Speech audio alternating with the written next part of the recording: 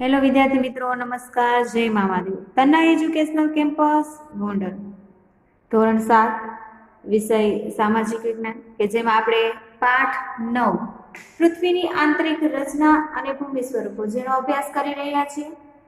તો તેમાં આપણે પ્રશ્ન નંબર 1, પ્રશ્ન નંબર 2, પ્રશ્ન નંબર 3 છે જોઈ ચૂક્યા છીએ. હવે આપણે આગળ પ્રશ્ન જવાબ છે એ જોવાના છે. તો વિદ્યાર્થી મિત્રો, જે કંઈ પણ સ્વાધ્યાય પોથીનું વર્ક આપણે કરીએ છીએ એ તમારે પણ સાથે સાથે સારા અક્ષરે અને વ્યવસ્થિત કરવાનું છે. તો પ્રશ્ન નંબર 4 જોઈએ. નીચેના પ્રશ્નોના 1-2 વાક્યોમાં ઉત્તર આપો. કે જેમાં પ્રશ્ન નંબર 1, શિયાળ સ્તર મુખ્યત્વે કયા ખનિજ તત્વોનું બનેલું છે? તો શિયાળ સ્તર મુખ્યત્વે છે એ સિલિકા અને એલ્યુમિના જેવા ખનિજોનું બનેલું છે. તો આપણે લખીએ શિયાળ સ્તર મુખ્યત્વે સિલિકા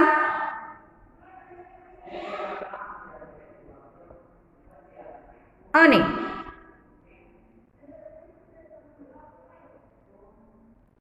એલ્યુમિના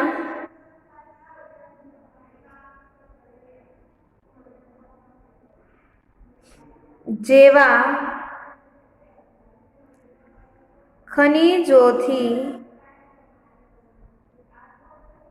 બનેલું છે. શિયાળ સ્તર મુખ્યત્વે સિલિકા અને એલ્યુમિનિયા જેવા ખનિજોનું બનેલું છે. પ્રશ્ન નંબર 2, મહાસાગરનું કવચ કયા ખનિજોનું બનેલું છે? મહાસાગરનું કવચ કયા ખનિજોનું બનેલું છે? તો આપણે લખીએ મહાસાગરનું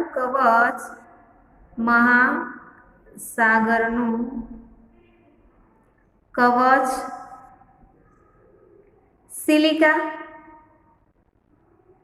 સિલિકા અને મેગ્નેશિયમ શેનું બનેલું છે? મેગ્નેશિયમનું બનેલું છે.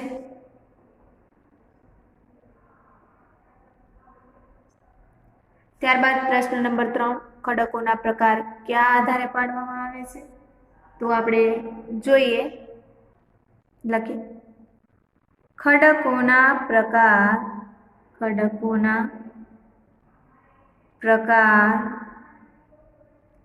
તેના ગુણ અલ્પવિરામ કણના કદ અને તેની નિર્માણ પ્રક્રિયા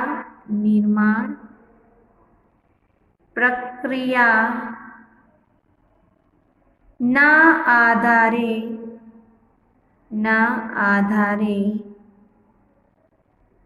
પાડવામાં આવે છે. પ્રશ્ન નંબર 4, નિર્માણ પ્રક્રિયાને આધારે ખડકોના પ્રકાર જણાવો. તો લખીએ આપણે 3 પ્રકાર છે. નિર્માણ પ્રક્રિયાના આધારે ખડકોના 3 પ્રકાર છે. 1, અગ્નિકૃત ખડકો, 2, જળકૃત ખડકો, 3, રૂપાંતરિત ખડકો.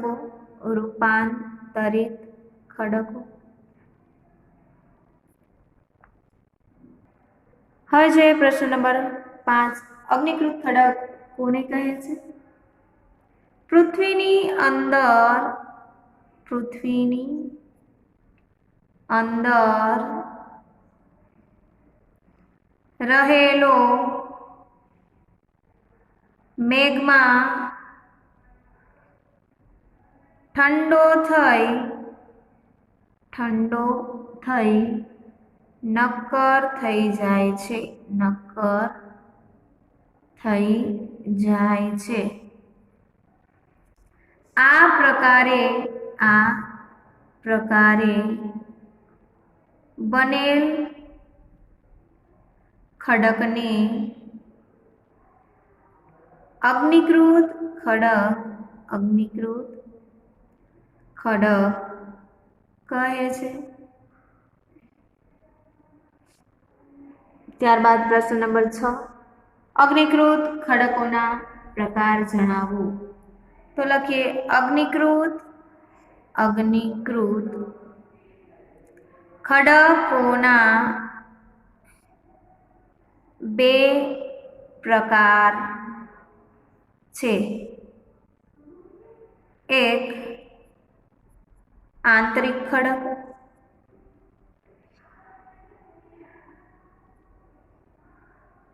અને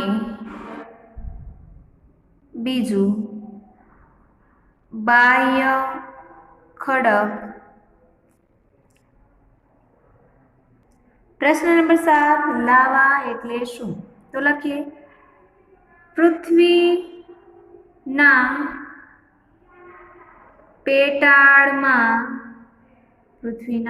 પેટાળમાં રહેલો આગની જેમ લાલચોળ પ્રવાહી મેઘમાં એટલે લાવા.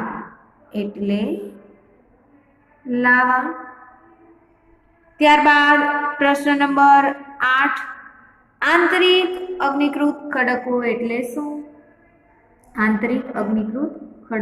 શું? લખીએ પૃથ્વીની અંદર રહેલો પ્રવાહી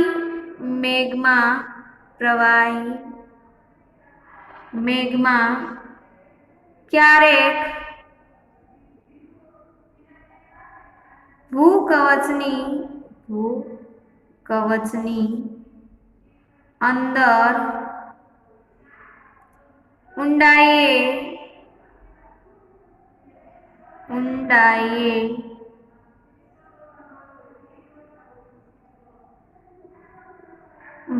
જ ઠરી જાય છે.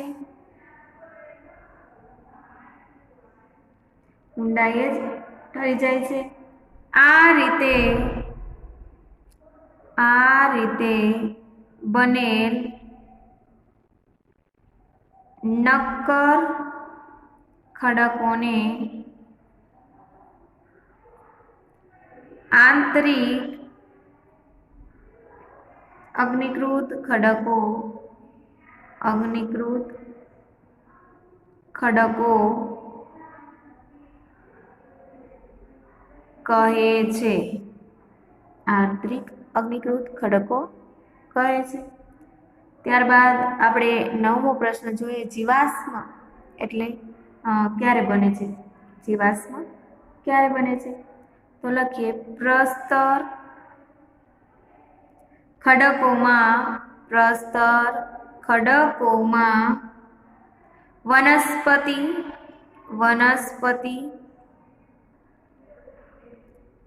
પ્રાણી અને અન્ય સૂક્ષ્મ જીવાણુઓ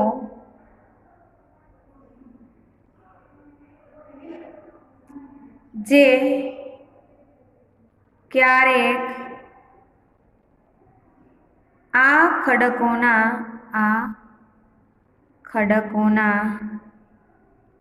સ્તર વચ્ચે દબાઈ જાય છે, દબાઈ જાય છે ત્યારે તે જીવાશ્મ બને છે. ત્યારબાદ પ્રશ્ન નંબર 10, રૂપાંતરિત ખડકો કેવી રીતે બને છે? તો અગ્નિકૃત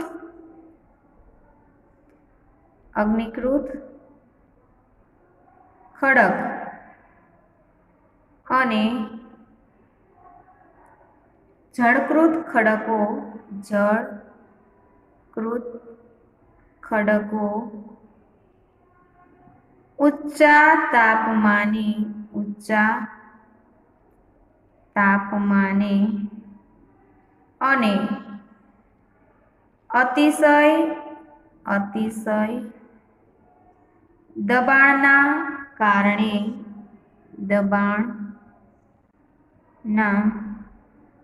કારણે રૂપાંતરિત ખડકોમાં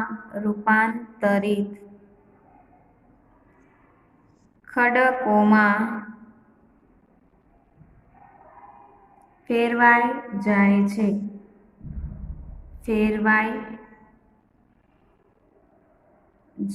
છે. પ્રશ્ન નંબર 11, ખડક ચક્ર એટલે શું? તો લખીએ આપણે, એક ખડકમાંથી બીજા ખડકમાં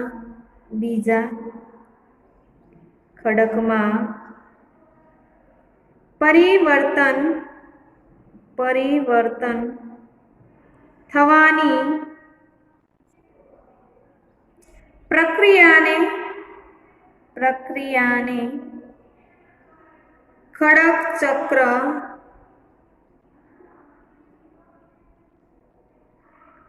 ચક્ર કહે છે. ત્યારબાદ 12, ખનિજ એટલે શું? તો લખીએ આપણે, નિશ્ચિત ભૌતિક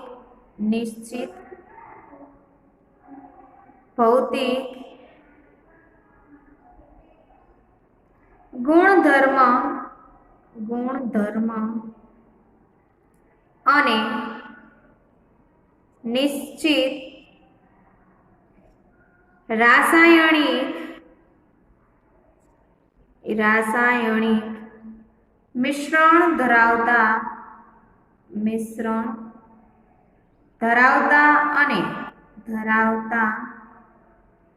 અને કુદરતી રૂપે જોવા મળતા પદાર્થ એટલે ખનિજ.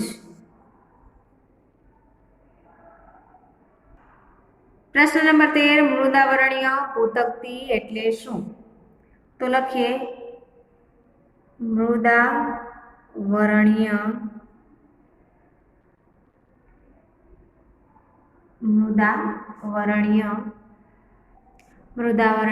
ભૂતકતી એટલે શું? તો લખીએ, મૃદાવરણ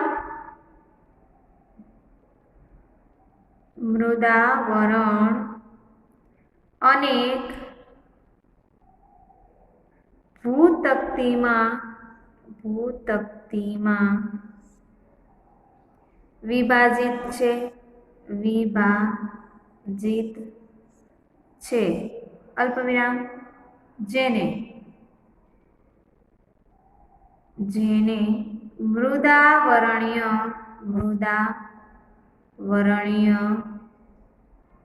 ભૂતકતી અથવા પ્લેટ કહે છે. ત્યારબાદ 14મો પ્રશ્ન, પૃથ્વીની ગતિને કારણે લાગતા બળને કયા બે વિભાગમાં વિભાજિત કરવામાં આવે છે? પૃથ્વીની ગતિના કારણે લાગતા બળને જોઈએ આપણે પૃથ્વીની ગતિને કારણે લાગતા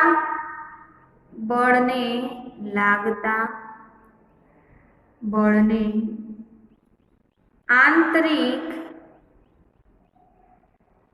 બળ એટલે કે એન્ડોજેનિક ફોર્સ અને બાહ્ય બળ એટલે કે એક્સોજેનિક ફોર્સ આ બે વિભાગમાં વિભાજિત કરવામાં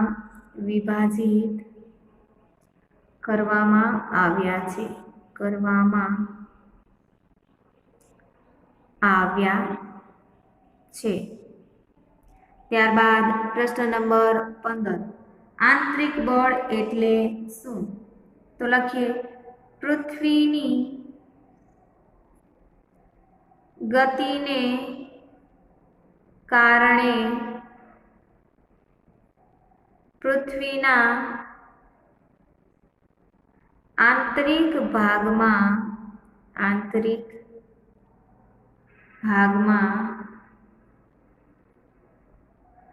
નિર્માણ પામતા બળને આંતરિક બળ કહે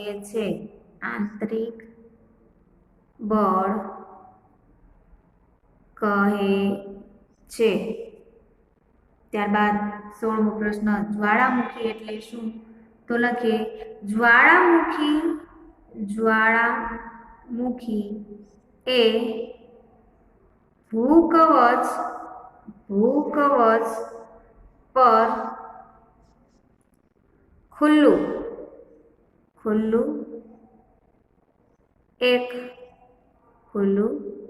એક એવું છિદ્ર હોય છે કે જેમાંથી પૃથ્વીના આંતરિક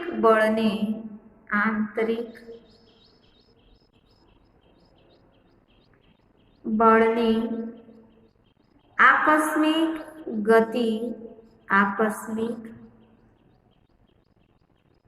ગતિને કારણે પીગળેલા પદાર્થો અચાનક બહાર નીકળે છે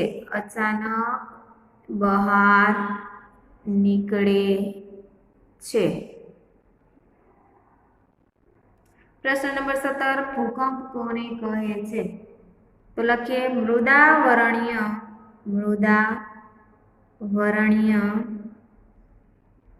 ભૂતકતીની ગતિશીલતાથી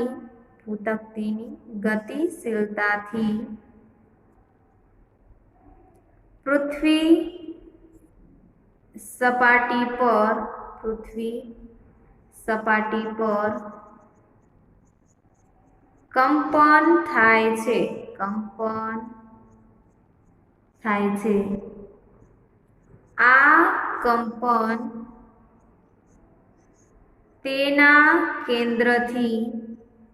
તેના કેન્દ્રની ચારે બાજુ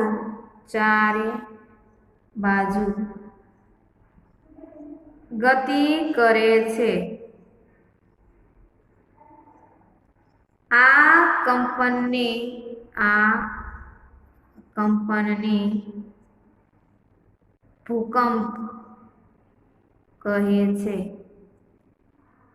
ભૂકંપ કહે છે ત્યારબાદ પ્રશ્ન નંબર 18 ઘસારણ એટલે શું તો લખીએ ભૂસપાટી પર જળ, પવન અને હિમ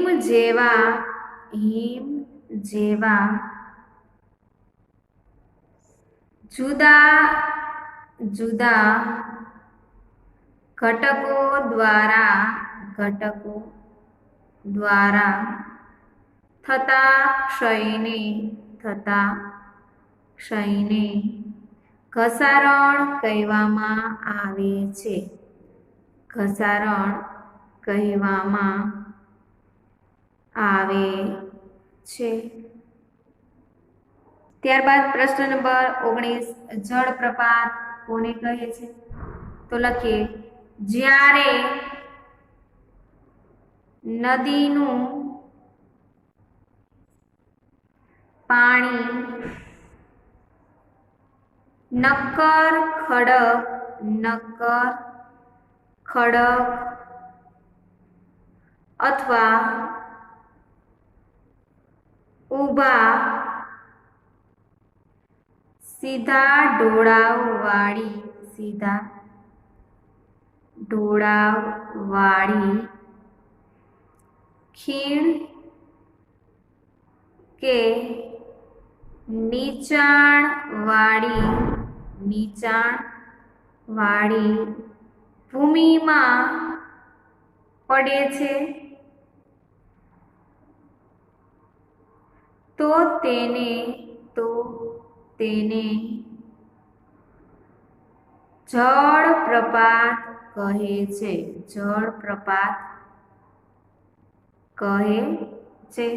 ત્યારબાદ 20, કુદરતી તટબંધ એટલે શું? તો લખીએ, નદીના બંને કિનારે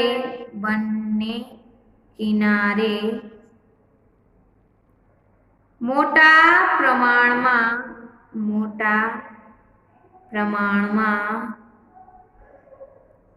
કાપ માટીના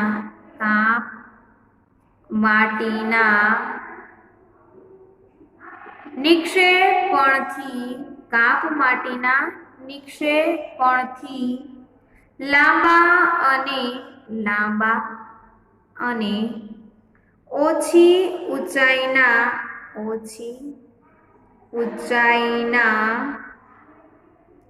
અનેક ઢગની રચના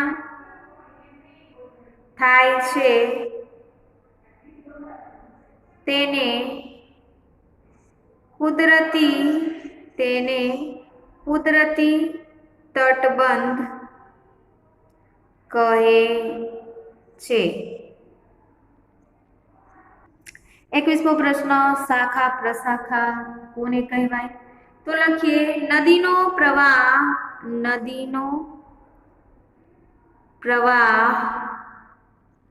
સમુદ્ર સુધી પહોંચતા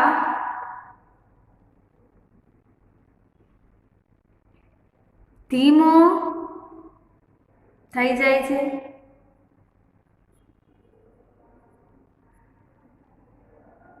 તથા તે અનેક પ્રવાહોમાં વિભાજિત થઈ જાય છે.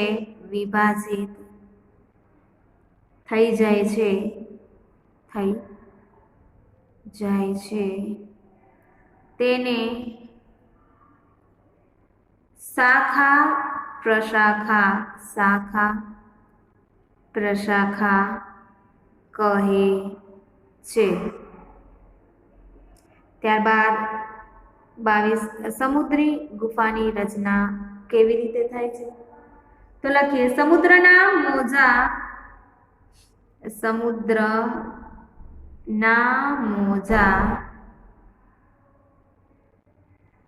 ખડકો સાથે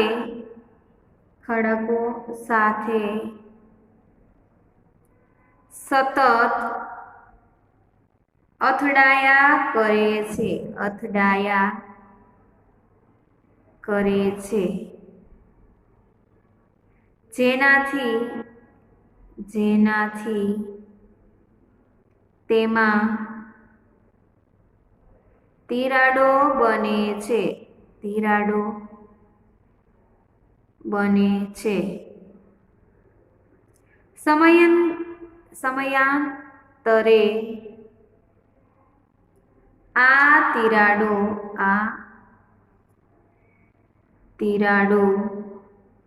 મોટી અને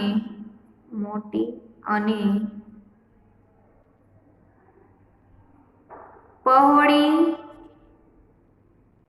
બની જાય છે, પહોળી બની જાય છે, ત્યારે સમુદ્રી ગુફાની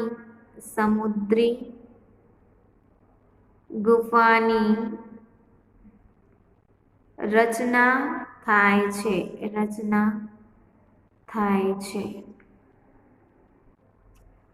પ્રશ્ન નંબર 23 સ્ટેક એટલે શું? તો લખી સમુદ્રી ગુફાના સતત ઘસારણને લીધે તેની છત તૂટી જાય છે, અને ફક્ત દિવાલો જ રહે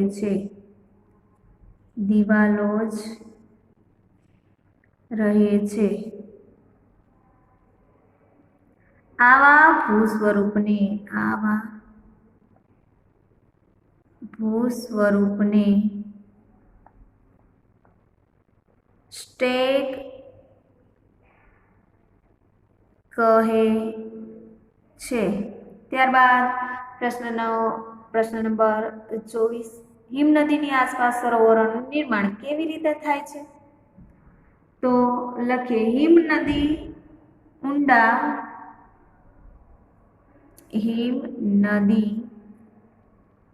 ઊંડા કોતરોનું નિર્માણ કરે છે. પર્વતીય ક્ષેત્રમાં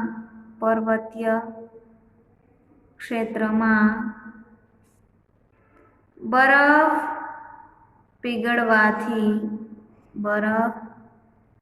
પીગળવાથી આ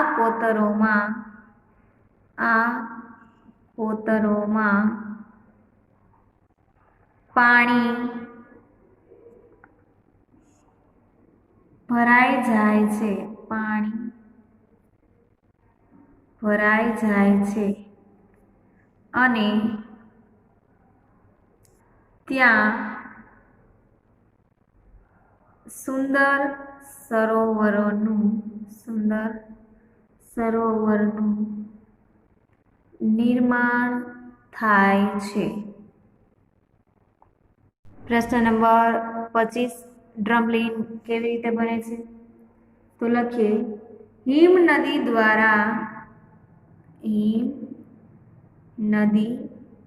દ્વારા લાવવામાં આવેલ પદાર્થ જેવા કે નાના મોટા ખડકો, રેતી અને કાંકરા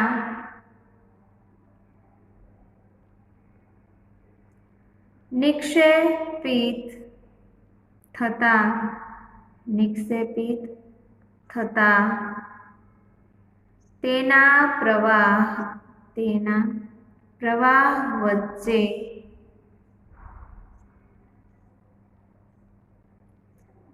ટેકરીની રચના થાય છે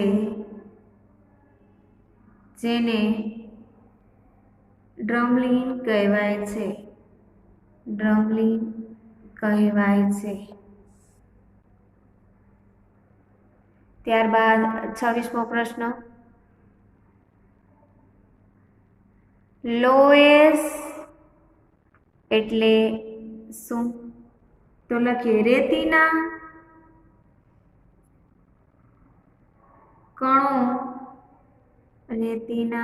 કણો નાના અને હલકા હોય છે પવન તેને ઉડાવીને ખૂબ દૂર લઈ જાય છે જ્યાં આ માટીના કણ વિશાળ વિસ્તારમાં નિક્ષેપિત થઈ જાય છે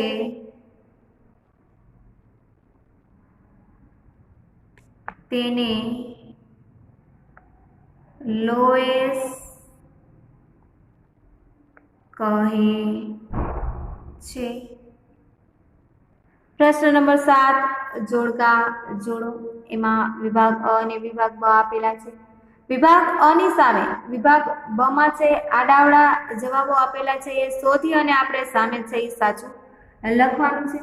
પેલું આંતરિક અગ્નિકૃત ખડક, તો આંતરિક અગ્નિકૃત ખડકમાંથી આપણને ગ્રેનાઇટ મળે છે માટે લખીશું બી. ત્યારબાદ રૂપાંતરિત ખડક, તો તેમાંથી આપણને આરસ પાણ મળે છે માટે લખીશું સી.